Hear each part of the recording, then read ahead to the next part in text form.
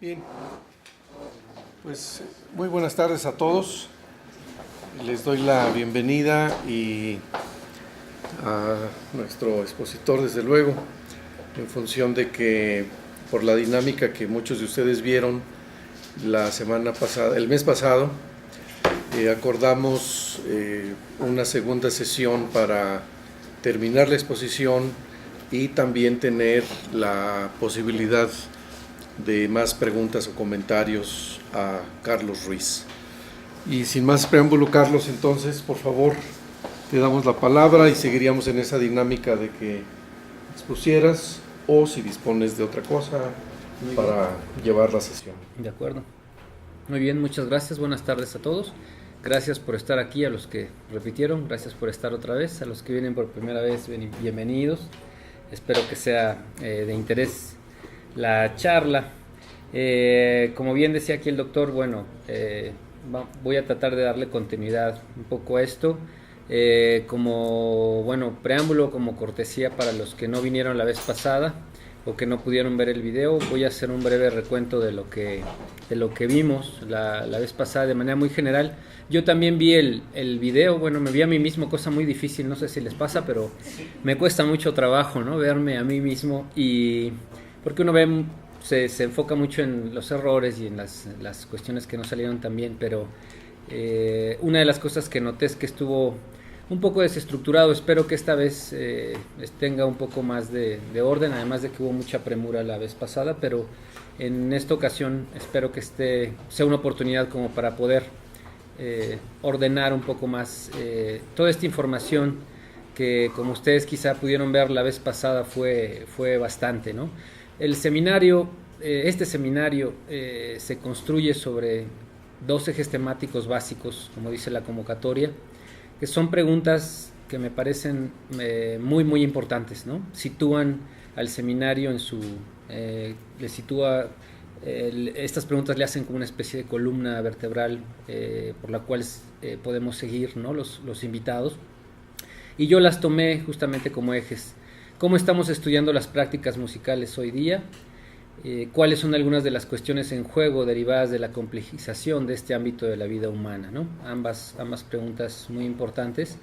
Yo lo que hice la vez pasada fue abordar estas preguntas un poco desde el proceso de consolidación institucional y producción de conocimiento disciplinar. Esto es, yo pretendía ofrecer un contexto para los subsecuentes ponentes en torno a lo que comprendemos como etnomusicología de manera muy general, analizar un poco este proceso de consolidación institucional y en específico la producción de conocimiento, que es lo que considero como un eje fundamental en cualquier disciplina, ¿no?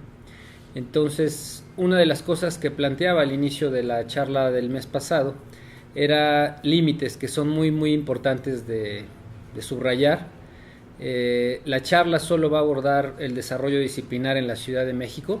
O sea, mi perspectiva tiene mucho que ver con analizar la disciplina desde el centro.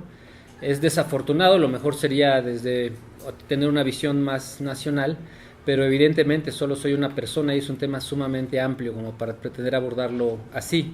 De hecho, creo que el seminario, una de sus virtudes puede ser esa, trabajar desde distintos puntos de vista y colectivamente temas que nos pueden concerner a todos. Entonces creo que en ese sentido yo aprovecharía y desde ya les agradezco las intervenciones que pudieran tener. La vez pasada hubo varias participaciones que en verdad creo que nos enriquecieron, pero especialmente a mí las agradezco infinitamente, porque hacen pensar a uno cosas y ver las cosas desde un ángulo distinto, cosa que enriquece, porque en algún punto pretendo publicar varias de estas reflexiones y puede ser muy enriquecedor y muy importante incluir todo lo que se dice aquí. Por otro lado, no solo es un punto de vista desde la Ciudad de México, sino que se ciñe exclusivamente al desarrollo institucional de este saber como disciplina académica, vinculada a la labor de instituciones educativas y de cultura del Estado mexicano. Es decir, con esto dejo de lado un sector que no es menos importante, que tiene que ver más con la divulgación y con la promoción de expresiones musicales, como lo que pasa en el radio, la televisión, lo que hacen los colectivos, lo que se hacen en festivales, la promoción cultural, a veces por regiones, etcétera. Entonces, esa parte es igualmente importante, pero la dejo por ahora de lado, ciñéndome en específico a lo institucional, desarrollo de la disciplina de manera institucional. Ahora, en el plano institucional, la etnomusicología se ha desarrollado en dos ámbitos principales. Uno es el musical y otro es el antropológico, en esos dos mundos, ¿no? En el caso del musical, es parte o conforma desde sus inicios una dicotomía. Esto es una especie de antagonismo con otra disciplina que es la musicología histórica, ¿no? Como conocemos o como sabemos, la musicología histórica se dedica principalmente al estudio de la música eurodescendiente, música sobre todo considerada música de arte, música culta, música académica, como le quieran decir, y la etnomusicología generalmente trabajó, o bueno, históricamente trabajó todo lo que tenía que ver con esas otras músicas que no eran las de Europa occidental principalmente, que al comienzo se les denominó exóticas, primitivas, ¿no? Términos que han caído totalmente en desuso, pero que siguen de todas maneras distinguiendo a dos disciplinas. En el caso musical en México es muy claro. Hay otros lugares, por ejemplo, la vez pasada se habló del caso cubano, como en Cuba la musicología, o más bien había una sola disciplina que era la musicología y que ella se encargaba de estudiar cualquier fenómeno sonoro humano, ¿no? Sin distinguir si era de un lugar o de otro, etcétera, ¿no? Entonces, en el caso de México, esta distinción sí ha sido muy marcada y en el ámbito musical está muy presente. Ahora, por otro lado, la disciplina se ha desarrollado también muy pegada o dentro del marco del ámbito antropológico, como una rama de la etnología. Entonces, en el primer caso, en lo musical, hay un criterio que obedece más, en el discurso, obedece más a las fuentes, que son fuentes orales contra fuentes escritas, visto de un punto de vista desde una manera muy general. La musicología histórica trabajaría con documentos escritos, ¿no? Con notación musical, desde los inicios de la notación musical en Occidente, en Europa occidental, hasta nuestros tiempos, y la etnomusicología trabajaría más con tradiciones orales, ¿no? Entonces habría un criterio sobre todo de fuentes. En el caso antropológico más bien se toma la etnomusicología como una subrama de la etnología, que es como una especie de especialización de la etnología que tiene que ver específicamente con la música. Sin embargo, las temáticas tradicionales de la etnomusicología en México han sido abordadas por investigadores con una diversidad de bagajes de formación, desde la acústica, la arqueología y la pedagogía, hasta la psicología, la etnología, el folclore y la historia. Ha habido una enorme diversidad de investigadores, o sea, los investigadores han tenido una diversidad muy grande de bagajes y se han acercado a la música desde muchos puntos de vista. Entonces, una de las cosas que hice la vez pasada fue hacer un recuento. Por el nombre de este seminario hice un recuento de definiciones de etnomusicología, no con una pretensión ociosa de estar revisando definiciones, sino para llegar al final a lo que ha sido la etnomusicología en México. En México decía yo la vez pasada que muy poco se reflexionó este término. Antiguamente se llamaba la disciplina folclore musical, que era una vertiente del folclore general, más cercano a la antropología, y a la larga esta disciplina, que es el folclore musical, que más o menos abarca de 1917 a 1964, fenece y el término, o más bien el folclore musical es suplantado, el término que denomina la disciplina es suplantado por el de etnomusicología, un término que se acuña en Estados Unidos, en Holanda, por Jaap Kunst, y que se retoma en Estados Unidos en 1954 por la Sociedad de Etnomusicología, por 4 estudiosos muy conocidos en Estados Unidos: William Rhodes, Alan Merriam, David McAllister y y bueno, un musicólogo que era además una generación mayor que ellos, que es un poco padre también de la etnomusicología en Estados Unidos, que es Charles Seeger. Entonces, en el caso mexicano es una cosa particular porque la etnomusicología no se reflexiona en papel, no se reflexiona en las publicaciones escritas, y más bien se suele hacer etnomusicología en la praxis, y uno puede más bien desentrañar lo que se entiende por etnomusicología leyendo a cada autor, y uno puede ver además que hay una fuerte personalización de la disciplina, ¿no? En cada investigador, o sea, cada investigador tiene una concepción muy particular, puede llegarse a decir que hasta es un desarrollo de una disciplina muy ecléctica, o sea, cada uno retoma las vertientes o tiene un bagaje particular, y es como aborda el quehacer disciplinar. Entonces, en el caso mexicano, más bien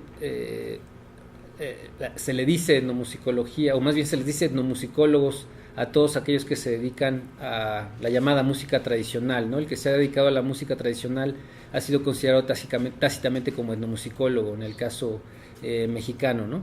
Ahora también hay que hacer hincapié en que muchos de los presuntos implicados en el gremio, en la disciplina, no se denominan a sí mismos como etnomusicólogos, ¿no? La mayoría se asumen como otra calidad de especialista. Sin embargo, su interés en la música es lo que une en buena parte al área. Por otra parte, hay que decir que también los grados, o sea, el grado de la licenciatura en etnomusicología empezó en 1985 en la Facultad de Música, y hasta 1993 más o menos se dio se recibió el primer licenciado en etnomusicología, que fue Miguel Olmos. Entonces, muy tarde, o sea, también tenemos que ver eso en contexto de la formación profesional, ¿no? Es realmente tarde. Los que son etnomusicólogos previo a esa licenciatura, todos casi tienen que ver con el folclore musical, o bien salen a prepararse, estudian una carrera afín y salen a prepararse o a hacer posgrados a algún otro país donde ya está institucionalizada la formación etnomusicológica. Entonces, bueno, les decía que la etnomusicología como campo disciplinar básicamente tiene dos momentos grandes: folclore musical, que corre en este lapso del 17 a 1964, y la etnomusicología del 64 a 2016. Si me preguntan sobre qué criterio tomo para dividir así, es básicamente la muerte de Vicente T. Mendoza en 1964 la que determina no solo muere Vicente T. Mendoza en 1964, sino que en los 60s la mayor parte de esta camada de folcloristas mueren, o sea, una enorme cantidad de folcloristas de ese tiempo empiezan a morir, y coincide con la llegada de etnomusicólogos y de otros investigadores que portan de una u otra manera una tradición etnomusicológica, como Charles Boileau y Thomas Stanford, entre otros investigadores, ¿no? En los 60s, o sea, Stanford llega al país en 1956, pero empieza a publicar hasta 1963. Entonces es cuando se empieza a hablar, Boileau empieza a hablar de etnomusicología en los 60s, en 67 más o menos, 68, y lo mismo Thomas Stanford empieza a ver en las publicaciones ya esta palabra aparecer, ¿no? Entonces empieza a hacerse este cambio de denominación disciplinar. Sin embargo, no va acompañado de una reflexión profunda, ¿no? Otra cosa que planteé aquí la vez pasada es que analicé el curso histórico de la disciplina mediante 5 ejes tomados de Immanuel Wallerstein, de este libro que se llama Abrir las ciencias sociales, donde él analiza este proceso de disciplinarización de los saberes en las universidades de Europa en el siglo XIX. El trabajo es muy importante porque Wallerstein, si bien no hace o no teoriza esta cuestión de cómo ver las disciplinas o cómo ver su gestación, las trabaja de manera histórica, justamente para tratar lo que es su tema principal, que es abrir las ciencias sociales. Y él en algún punto dice que una disciplina se consolida cuando se institucionalizan estos 5 puntos, que son la formación profesional escolarizada, los centros de investigación, las sociedades de estudiosos, las revistas científicas y los acervos. Cualquier disciplina, desde el punto de vista de Wallerstein, debería de tener estos 5 rasgos, ¿no? Consolidados, institucionalizados dentro de la academia, para poderse considerar como tal. Yo la vez pasada hice un recuento muy rápido sobre esto. Ahora me voy a detener un poco más para ver estas diferencias entre folclore musical y etnomusicología, tomando como ejes estos 5 rubros, ¿no? En el plano de la formación, durante el folclore musical solo hubo cátedras, una cátedra en el Conservatorio Nacional de Música y otra cátedra en la Facultad de Música, que por cierto, en algún punto creo que las dos las dio Manuel M. Ponce y después las dio Vicente T. Mendoza. Las cátedras no pasaron de ser más que eso, cátedras, y nunca realmente llegaron a ser una preparación profesional en el sentido que tenemos ahora, como una licenciatura, una formación, una currícula. Entonces fueron nada más como una manera de soslayar una necesidad de profesionales en el folclore en este tiempo, pero realmente nunca trasciende. Sin embargo, si uno le da seguimiento a esta especie de linajes o de discipulajes, por ejemplo, Manuel M. Ponce tuvo que ver en el tiempo de Vicente T. Mendoza, estuvieron más o menos vinculados, y Manuel M. Ponce le dio clases a José Guerrero. José Guerrero le dio clases después a otro investigador que se llamó Felipe Ramírez Gil, que fue el que fundó la carrera de etnomusicología. Entonces hay como ahí 3 individuos que van dándose como seguimiento, y finalmente Felipe es el que consigue consolidar, después de ciertos antecedentes en los que participa mucha más gente que Felipe Ramírez Gil, consigue consolidar la carrera de etnomusicología en la UNAM en 1985. Los posgrados se hacen hasta mucho después, en 2005, en la UNAM, y en 2002, 2003 se hace la maestría en la Universidad de Guadalajara. El doctor Arturo Chamorro hace ese programa de maestría, después de mucho trabajo, consigue abrirla en la Facultad de Artes, si mal no recuerdo, en la Universidad de Guadalajara. Entonces la formación realmente se consolida muy tarde en nuestro caso, ¿no? En el caso mexicano, si comparamos con otros lugares, es bastante tardía esta consolidación institucional de la formación. No hay en realidad una continuidad entre folclore musical. Lo que está en esta parte no tiene en realidad una continuidad con esta otra parte. Ese aspecto es sumamente importante, porque no hay como una especie de atadura entre el paso del folclore musical a la etnomusicología.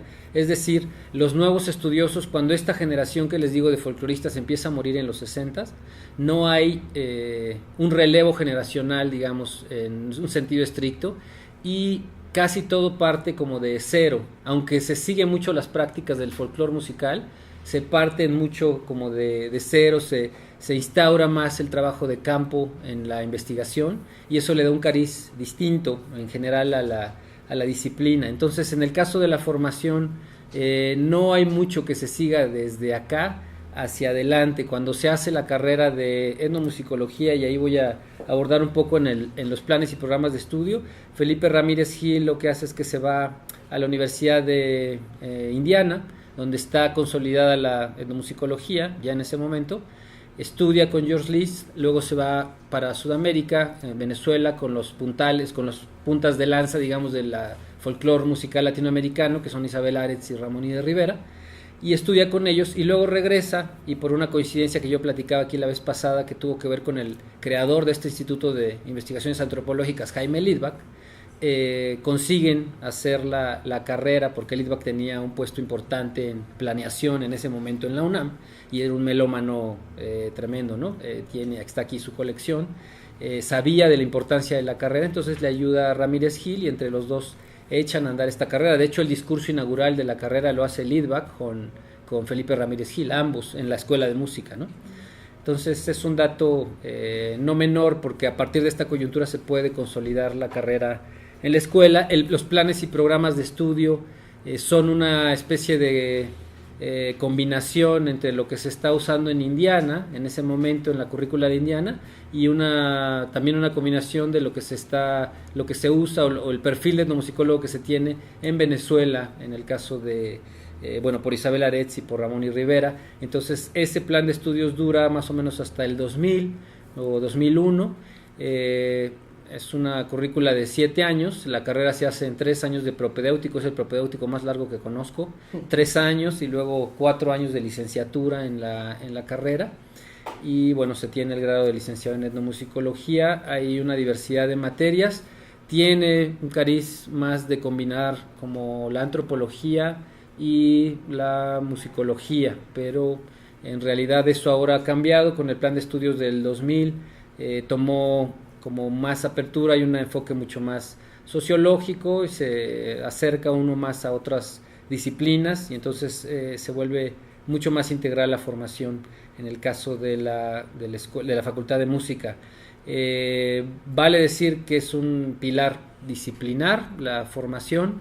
En ese sentido, estando consolidada la formación a nivel licenciatura, maestría y doctorado, se vuelve una cuestión muy importante porque se definen los perfiles del etnomusicólogo desde esa escuela. Afortunadamente, de unos 7, 8 años para acá, la planta docente de esa carrera se ha diversificado, porque una de las características que tuvo esa carrera durante desde que empezó hasta el pues prácticamente 2003, más o menos 2002, fue que había una planta de maestros muy pequeña.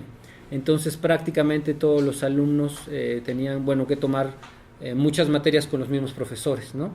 Entonces eso ha cambiado mucho y se ha diversificado bastante la planta de profesores, lo cual le agrega un bonus y una mayor integralidad a la formación de los etnomusicólogos en la carrera. En el caso de los centros de investigación, yo platicaba acá que durante el folclore musical prácticamente no se gestó ningún centro de investigación, por increíble que parezca. Hubo investigación en ciertas instancias del Estado, como en la SEP, por ejemplo.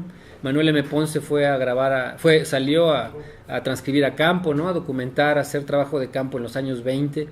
En el lado antropológico, el proyecto de Manuel Gamio, por ejemplo, muy importante, el de Teotihuacán. Ahí se hicieron grabaciones, se documentó danza, se hicieron transcripciones, Gamio le pidió a Luis Alba, a Alba Herrera Yogazón y a Julián Carrillo, cosa curiosísima, transcribir música tradicional, ¿no? Julián Carrillo no quería mucho la música tradicional, pero y curiosamente fue además, no quería mucho, no le agradaba mucho la música tradicional, pero fue maestro de Vicente T. Mendoza. Entonces son de esas paradojas curiosas, ¿no? Julián Carrillo analiza las transcripciones que están en la gran obra que se llama ahí ayúdenme la población del Valle de Teotihuacán, ¿verdad? Es una obra monumental, ¿no? Hay unas transcripciones y esas transcripciones las hacen ellos dos, ¿no? Hasta donde se hicieron grabaciones. De hecho, de las grabaciones se sacaron esas transcripciones, pero yo no he podido rastrear dónde quedaron esas grabaciones. Estamos hablando de 1926, ¿no? Más o menos, de Teotihuacán, ¿no? 1923, ¿no? Por ahí, ¿no? Bueno, centros de investigación entonces no logran consolidarse dentro del folclore musical. La investigación se hace vía investigadores individuales que tienen interés en la temática, y en realidad los centros se consolidan o se forman hasta los años 70 con una coyuntura de la que yo hablaba aquí durante los 2 sexenios, que son los de Miguel Echeverría y Luis Echeverría y José López Portillo. En esos 2 sexenios, se logra hacer, hay un interés por los acervos, por el cambio que hay en las músicas tradicionales. Entonces hay mucho interés en rescatar y en documentar, y se hacen acervos, ¿no? En el INA, por ejemplo, se hace la fonoteca del INA. El CENIDIM tiene también desde mucho tiempo atrás hay investigación de alguna manera que se hace en la SEP, y esa la hereda el CENIDIM. De alguna manera son los precedentes de los centros de investigación, pero en realidad hasta este momento, hasta los 70, se consolidan. La CDI, el Archivo Etnográfico Audiovisual también, y la Dirección General de Culturas Populares, lo mismo, también hace investigación en los 70s, ¿no? Entonces es realmente tarde que empiezan, y los centros de investigación están muy, muy asociados con el punto 5, que es los acervos. En realidad son más bien fonotecas que se dedican a grabar o a recoger o documentar en campo música, a publicarla lo más rápido que se puede en discos, y eso es en lo que consiste básicamente el centro de investigación, ¿no? En guardar acervos, ¿no? En tener más bien acervos más que tener centros de investigación como tales, ¿no? En realidad el único que puede contar quizá como centro de investigación sería el CENIDIM, que es el Centro Nacional de Investigación y Documentación Musical del INBA, y en ese centro siempre hay un interés muy menor sobre las cuestiones populares. En realidad el CENIDIM se aboca más hacia la música culta, música de arte occidental. Las sociedades de estudiosos, en el punto 3, durante el folclore musical, Vicente T. Mendoza logra hacer la Sociedad Folclórica de México. Antes de esa hay otras 2 sociedades folclóricas, pero las 2 fenecen. Esta tercera sociedad tiene una actividad grande y se conserva más o menos por unos 12 o 14 años. La sociedad además publica un anuario que es muy importante y es un precedente que hay que señalar, porque es una de las pocas revistas que tiene más o menos continuidad en ese tiempo. El anuario de la Sociedad Folclórica de México sale cada año y concentra todo lo que es como el folclore. Ahora aquí hay que también señalar que por folclore, o sea, la sociedad la dirige Vicente T. Mendoza, y Vicente T. Mendoza es músico, entonces el folclore está muy sesgado hacia lo musical, casi es folclore equivale a música, no es tanto como se pensaba el folclore, que era recoger mitos, ¿no? Recoger leyendas, o ver la gastronomía, o ver la vestimenta, ¿no? Los cuentos, no sé, es toda esta literatura oral, sino más bien se sesga mucho hacia la música. La sociedad no tiene, después cuando pasa a ser etnomusicología, no tiene realmente continuidad. De hecho, esa sociedad muere antes de que Vicente T. Mendoza muera, y cuando ocurre este lapso de etnomusicología, hay intentos de hacer la Sociedad Mexicana de Musicología, por ejemplo, donde estuvo aquí el doctor Nava, Felipe Flores, al frente de Alvarado Pierre, Francisco Alvarado Pierre. Hicieron mucho trabajo, de hecho publican memorias, hay mucho trabajo hecho, pero al final no consigue perdurar. Hay grupos, hay un seminario de fonotecas, por ejemplo, que mantiene Irene Vázquez Valle durante muchos años, y es lo que más se parece a una especie de sociedad, pero siempre el factor común en ellos es estas iniciativas individuales y poco respaldo institucional para consolidar, ¿no? La Sociedad Mexicana de Musicología es una de las pocas que al final se rige por estatutos y se funda realmente de manera jurídica, ¿no? En general las demás no lo hacen. El Consejo de la Música Popular Mexicana es otra iniciativa de Jazz Reuter, por ejemplo, por juntar todo lo que se hace en diversas instancias del Estado, diversas instancias de cultura del Estado, y como que abocar todos los esfuerzos hacia fines comunes, aprovechar los pocos presupuestos que hay con fines comunes. Se consigue hacer una marca editorial de fonogramas. Sin embargo, también Jazz Reuter muere en ese inter, y la sociedad cae porque justo la sostiene mucho el empuje de Jazz Reuter, ¿no?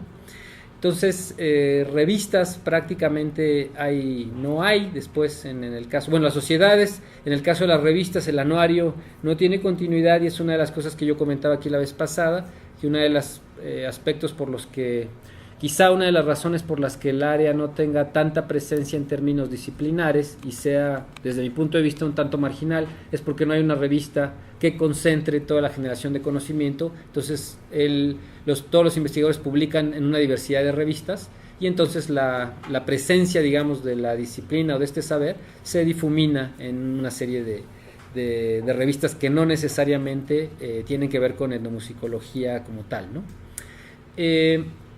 Y luego, para terminar, los acervos, ya lo toqué un poco, se hacen en los 70s. El acervo más antiguo es el de la SEP, de los años 20. Yo todavía tendría que darme la tarea de rastrear qué pasó bien a bien con ese acervo. En teoría debe de estar en el CENIDIM, pero hasta donde he indagado parece que no está. Todo esto que recopiló Manuel M. Ponce parece en los años 20, parece que no está ahí, pero todavía, habría que hacer una labor ahí de investigación. En realidad los acervos empiezan de manera formal en los años 70. En el caso de la SEP, bueno, Raúl Helmer y Henrietta Yurchenko trabajan para la SEP en algún momento, para el Instituto de Bellas Artes recién formado en los 40, y ahí ya empiezan a crear acervos fonográficos, ¿no?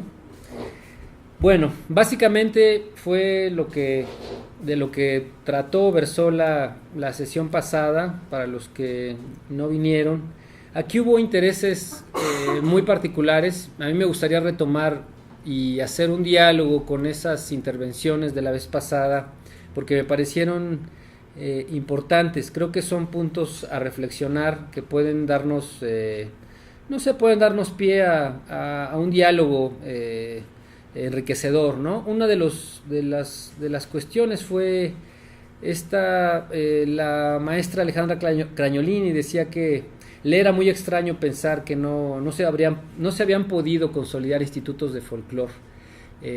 Yo decía aquí que, bueno, Vicente T. Mendoza era su pretensión, ¿no?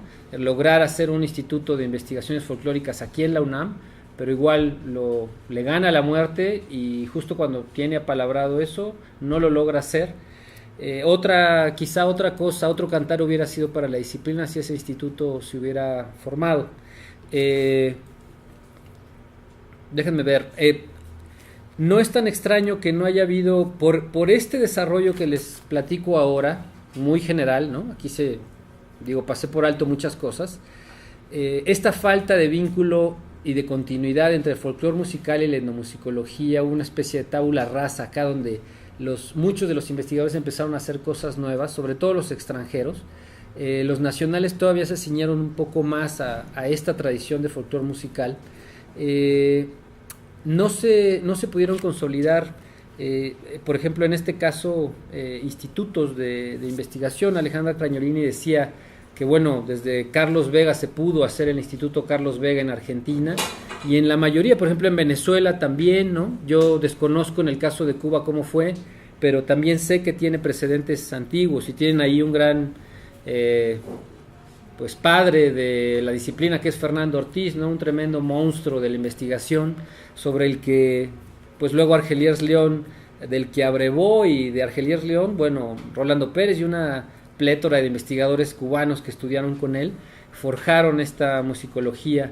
Entonces, en otros lugares de Latinoamérica pudieron consolidarse estos espacios, estas instancias de investigación tan importantes para el desarrollo disciplinar, y en el caso mexicano no lo hubo, ¿no? Otro de los puntos importantes, me pareció aquí que se tocaron, fue la cuestión de la música popular, ¿no? La importancia de lo popular. Y me gustaría hablar un poco sobre eso, porque la vez pasada no hablé mucho, para complementar la charla. En este desarrollo que estoy planteando aquí de folclore musical y etnomusicología, realmente tocaba yo aquí el tema la vez pasada. Durante el folclore musical hubo una especie de satanización de la música popular.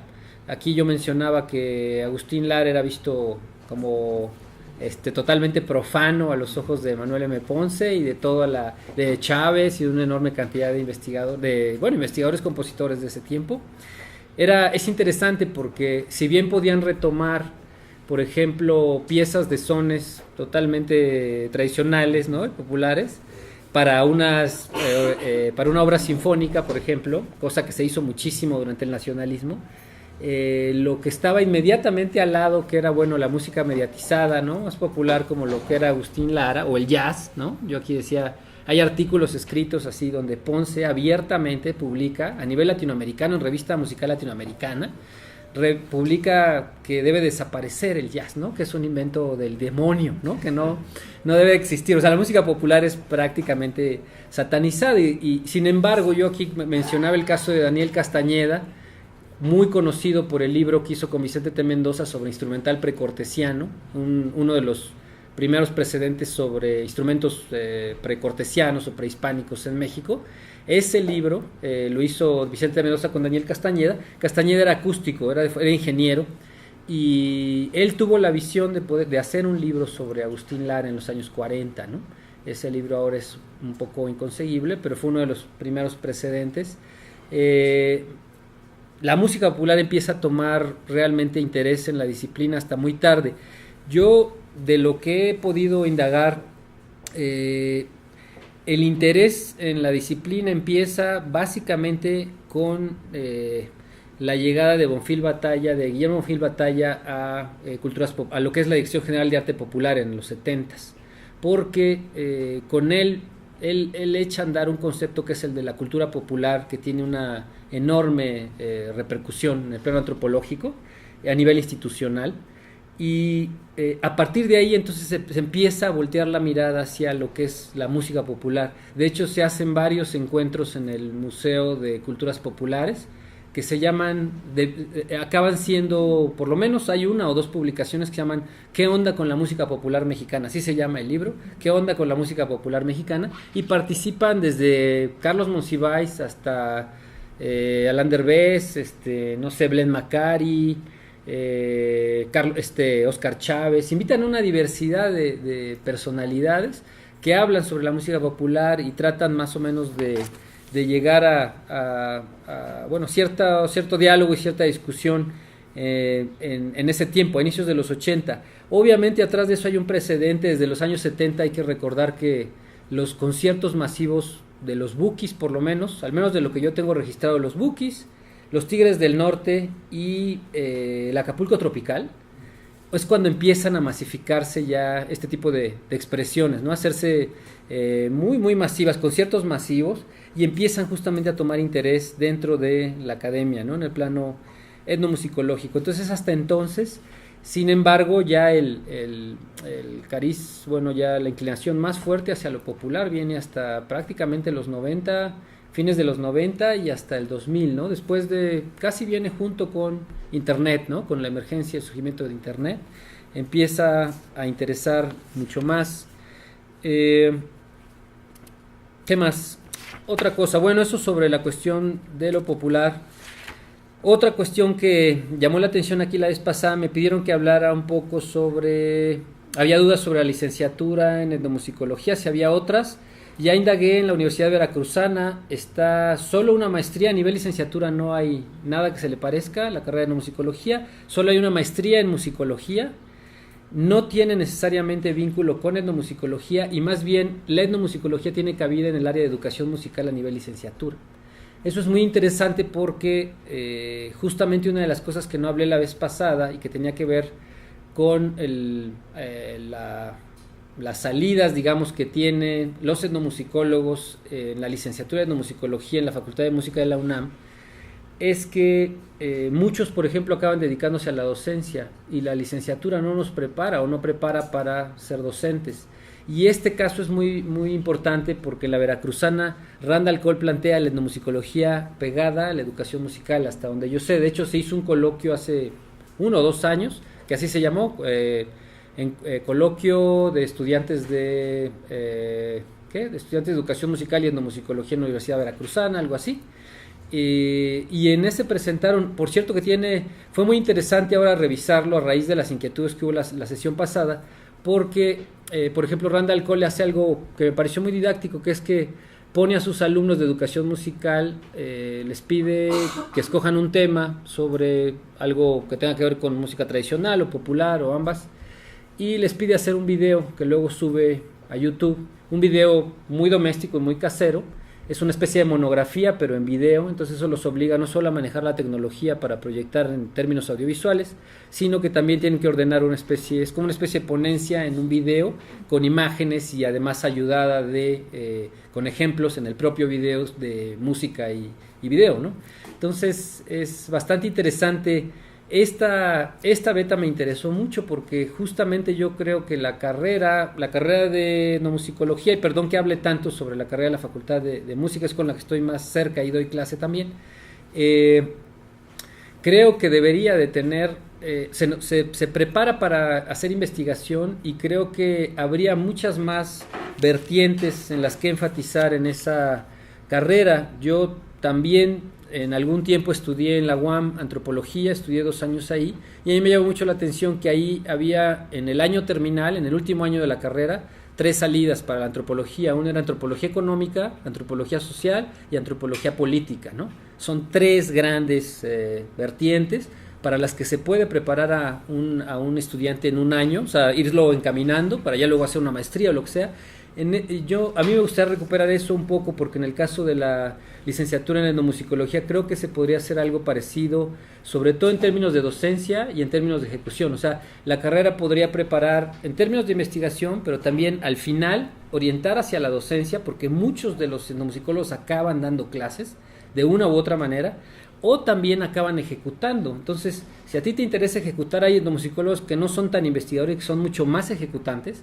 Entonces, fomentar esa salida. Por el otro lado, a los que les guste más la docencia, ir hacia allá, y a los que se inclinen más por la investigación, bueno, fomentar o alentar la investigación. Habría otras salidas más, ¿no?, en los años terminales de la carrera, que podrían ser la preservación, o sea, dedicarse a la preservación, a la cuestión patrimonial, que es muy importante, y a la comunicación en general. Hay mucho interés en el caso de la carrera. Por ejemplo, es muy frecuente que uno se encuentre alumnos que trabajan en estudios de grabación, por ejemplo, ¿no? Y que se especializan además en grabar música tradicional, por ejemplo, ¿no? Eso es súper especializado, porque no es ser solo como especie de ingeniero, sino grabar músicos tradicionales, que es una cuestión un poco aparte de la cuestión popular general, ¿no? Entonces, creo que hay alternativas ahí para abrir. Yo, como decía la maestra Cragnolini, también coincido y creo que juega un papel muy importante ahorita la carrera. Hablamos también de esta orientación etnomusicológica en términos formativos en la ENA, en la Escuela Nacional de Antropología e Historia, muy importante. Yo decía aquí que hay un interés igual en términos de numéricos. Yo lo comparaba por medio de las tesis. Desafortunadamente no pude ponerlo en la presentación, pero bueno, espero que se alcance a ver más o menos.